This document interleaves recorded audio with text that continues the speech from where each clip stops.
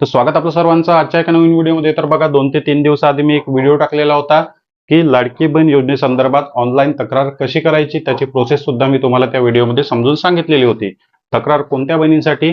तर ज्या बहिणींची केवायसी अजूनपर्यंत झालेली नाही, केवायसी न झाल्यामुळे हप्ते बंद झाले आणि त्या बहिणींना पुन्हा केवायसी करण्यासाठी शासनाने संधी द्यावी, त्यासाठी आपण तक्रार अर्ज कसा करायचा या टॉपिकवर व्हिडिओ बनवलेला होता। पण बघा यामध्ये काही बहिणी अशा सुद्धा आहे की तक्रार ई-केवायसी केली असून सुद्धा नोव्हेंबर, डिसेंबर, जानेवारी हप्त्याचे पैसे अजूनपर्यंत आलेले नाही। ओव्हरऑल प्रश्न तोच आहे की लाभ बंद झालेला आहे, पैसे आलेले नाही, केवायसी करण्याची पुन्हा संधी पाहिजे आणि पैसे सुरू झाले पाहिजे। तर बघा आता यामध्ये व्हिडिओ पाहिल्यानंतर भरपूर बहिणींच्या अशा कमेंट आल्या की आम्हाला ऑनलाईन तक्रार करता येत नाही, आमच्याकडे आयडी पासवर्ड नाही, तक्रार कशी करायची समजत नाही, फॉर्म कसा भरायचा आणि डॉक्युमेंट कसे अपलोड करायचे, त्यानंतर तक्रार कशी पाहायची या गोष्टी आम्हाला समजत नाही, ऑनलाईन तक्रार आम्हाला करता येत नाही। त्यानंतर काही बहिणींचा प्रॉब्लेम आहे की त्यांच्याकडे आयडी पासवर्ड नसल्यामुळे सर्वात मोठा प्रॉब्लेम हाच आहे, तक्रार जरी तुम्हाला करता येईल पण या ठिकाणी तुमच्याकडे आयडी पासवर्ड नाही, आयडी पासवर्ड नसल्यामुळे तक्रार करता येत नाही। तर बघा आता यासाठी जो आहे तो एकदम बेस्ट आणि सोपा मार्ग तुमच्यासाठी निघालेला आहे। त्या ठिकाणी तुम्हाला आयडी पासवर्डची सुद्धा गरज नाही आणि तुमची तक्रार सुद्धा ऑनलाईन सबमिट केली जाऊ शकते आणि तुम्ही हे सर्व काम तुमच्या मोबाईलवरच घरी बसून करू शकता। आता कोणत्या प्रकारे आणि कशा प्रकारे, मग आयडी पासवर्ड नाही तर मग तक्रार कशी करायची, त्यासाठी फक्त तुमचा मोबाईल नंबर आणि तुमचं आधार कार्ड या दोन गोष्टीची गरज पडणार आहे। आयडी पासवर्ड वेबसाईटवर तुम्हाला स्वतः जाण्याची गरज नाही। मग ही तक्रार कशा प्रकारे होणार? तर बघा, तर आपल्या महाराष्ट्रातीलच एका तरुण सेतू केंद्र संचालकाने जे आहे ते एक अप्लिकेशन डेव्हलप केलेली आहे। त्या अप्लिकेशनचं नाव आहे निमो ऑनलाईन सर्व्हिस ॲप आणि त्यांच्या अप्लिकेशनवर तुमच्यासाठी ऑनलाईन तक्रार करण्याचा सोपा मार्ग जो आहे तो शोधून काढलेला आहे। कशा प्रकारे?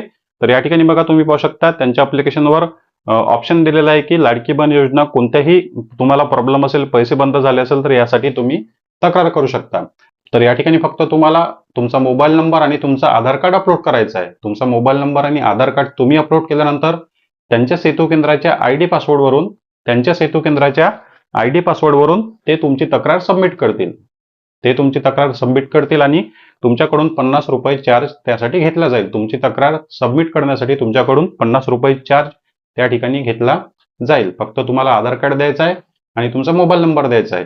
त्या डॉक्युमेंटवरून तुमची तक्रार ते स्वतः सबमिट करतील त्यांच्या वेबसाईटवर, त्यांच्या आयडी पासवर्डवरून, आणि ऑनलाईन तक्रार सबमिट केल्यानंतर त्या तक्रारीची पावती सुद्धा तुम्हाला त्याच अप्लिकेशनवर पाहायला मिळेल। ज्या ठिकाणी तुम्ही तक्रार सबमिट केली आणि ज्या ठिकाणी तुम्ही डॉक्युमेंट अपलोड केले त्याच ठिकाणी तुम्हाला तक्रार सबमिट झाल्याची पावती सुद्धा मिळेल।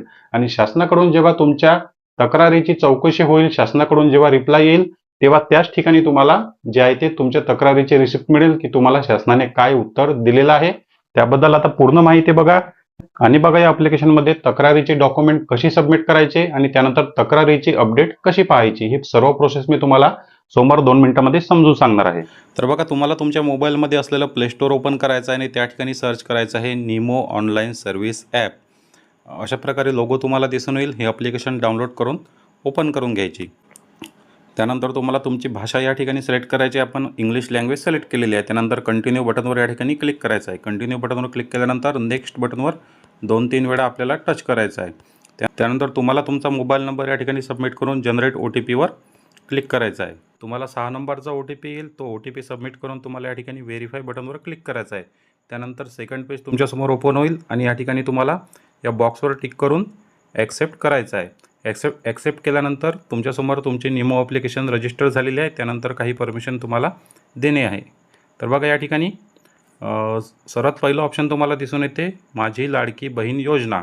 पैसे बंद झाले असतील किंवा अर्ज मंजूर झाला नाही, इतर कोणतीही समस्या असल्यास इथे क्लिक करा, म्हणजे इथे तक्रार करा। बाकी कोणत्याही योजनेसंदर्भात तुम्हाला माहिती पाहिजे किंवा कोणतेही कागदपत्र तुम्हाला तयार करायचे आहे किंवा कोणत्याही सरकारी नोकरीबद्दल तुम्हाला अपडेट घ्यायचे आहे, तर ते सर्व अपडेट तुम्हाला या ॲप्लिकेशनच्याच मदतीने जे आहे ते, तर अशा प्रकारच्या सर्व अपडेट किंवा कोणत्याही योजनेसाठी अप्लाय करण्यासाठी या ॲप्लिकेशनचा वापर तुम्ही करू शकता। तर बघा आपण या ठिकाणी आता क्लिक करू, म्हणजेच इथे तक्रार करा, कारण आपल्याला तक्रारीची प्रोसेस, आपल्याला कागदपत्र अपलोड करायची आहे। तर अप्लाय नाऊ या बटनवर आपण क्लिक करू। त्यावर क्लिक केल्यानंतर बघा लाडकी बहीण योजना तक्रार आणि 49 रुपयाचं या ठिकाणी तुम्हाला चार्ज लागणार आहे। त्यानंतर आपल्याला या ठिकाणी अप्लाय नाऊ या बटनवर क्लिक करायचं आहे। जो काही तुमचा मोबाईल नंबर आहे, आधार लिंक मोबाईल नंबर, तुम्हाला या ठिकाणी आधार लिंक मोबाईल नंबर सबमिट करायचा आहे. त्यानंतर नेक्स्ट बटनवर क्लिक करायचं. त्यानंतर या ठिकाणी ऑप्शन आलेला आहे अपलोड अ डॉक्युमेंट. अपलोड डॉक्युमेंटवर तुम्ही क्लिक केल्यानंतर तुमच्या आधार कार्डची फ्रंट साईड आणि बॅक साईड म्हणजे समोरची आणि मागची बाजू तुम्हाला अपलोड करायची आहे. तर या ठिकाणी क्लिक केल्यानंतर गॅलरी तुम्हाला सिलेक्ट करायची आहे. गॅलरीमध्ये आता एक्झाम्पलसाठी मी रँडमली कोणतेही डॉक्युमेंट तुम्हाला सबमिट करून दाखवतो. तर बघा, या ठिकाणी आता मी रँडमली कोणतेही डॉक्युमेंट एक्झाम्पलसाठी या ठिकाणी घेत आहे. तर हा एक डॉक्युमेंट मी घेतला फ्रंट साईड म्हणून. एक्झाम्पलसाठी फक्त तुम्हाला या ठिकाणी मी सबमिट करून दाखवत आहे. त्यानंतर बॅक साईड म्हणून गॅलरीमधून मी या ठिकाणी दुसरा डॉक्युमेंट सिलेक्ट करून घेतला. तर बघा, या ठिकाणी डन बटनवर क्लिक करायचं. दोन्हीही डॉक्युमेंट म्हणजे आधार कार्डची फ्रंट साईड बॅक साईड आपण या ठिकाणी जे आहे ते सबमिट केले. त्यानंतर सेव्ह इमेज, खाली सेव्ह इमेजवर या ठिकाणी क्लिक करायचं. त्यानंतर खाली अपलोड डॉक्युमेंट, डायरेक्ट अपलोड डॉक्युमेंटवर या ठिकाणी क्लिक करायचं. तर अपलोड डॉक्युमेंटवर क्लिक केल्यानंतर बघा, your application is successfully update with your document, म्हणजे तुमचे ॲप्लिकेशन जे काही आहे ते यांच्या ॲप्लिकेशनवर, तुमची ॲप्लिकेशन त्यांच्या वेबसाईटवर, त्यांच्या ॲपवर सबमिट झालेली आहे. तर ओके बटनवर या ठिकाणी क्लिक करायचं. आता तुमची ॲप्लिकेशन या ठिकाणी सबमिट झाली. तर मग ॲप्लिकेशन कुठे पाहायची? तर या ठिकाणी बघा, खाली तुम्हाला लॉग इनचं ऑप्शन दिसत आहे, या ठिकाणी क्लिक करायचं. या ठिकाणी क्लिक केल्यानंतर तुमची प्रोफाईल, तुमचं नाव, तुमचा मोबाईल नंबर तुम्हाला दिसून येतो. तर या ठिकाणी माय ॲप्लिकेशनवर क्लिक करायचं. माय ॲप्लिकेशनवर क्लिक केल्यानंतर तुम्ही जे काही या ठिकाणी तक्रार दिलेली आहे किंवा कोणत्याही योजनेसाठी तुम्ही या ठिकाणी यांच्या माध्यमातून ऑनलाईन अप्लाय केलं असेल तर त्यावर क्लिक करून तुम्ही तुमचं स्टेटस चेक करू शकता. तर या ठिकाणी आपण चेक नाववर क्लिक करू. चेक नाववर क्लिक केल्यानंतर त्यांचे जे काही कर्मचारी आहे ते तुमचे डॉक्युमेंट चेक करतील. त्यानंतर तुमचे डॉक्युमेंट चेक करून आणि अप्रूव्ह करतील. अप्रूव्ह केल्यानंतर तुमचा जो काही ऑनलाईन तक्रारीचा अर्ज आहे तो सबमिट करून लाडकी बहीण योजनेच्या वेबसाईटवर सबमिट करतील. त्यानंतर तुम्हाला तुमच्या दिलेल्या मोबाईल नंबरवर कॉल येईल आणि पेमेंटची जी काही प्रोसेस आहे ते तुम्हाला सांगितल्या जाईल. आणि तुमच्या पेमेंटची प्रोसेस झाल्यानंतर तुमची ॲप्लिकेशन सबमिट झाल्याची पावती तुम्हाला या ॲप्लिकेशनच्या मदतीने पाठवण्यात येईल.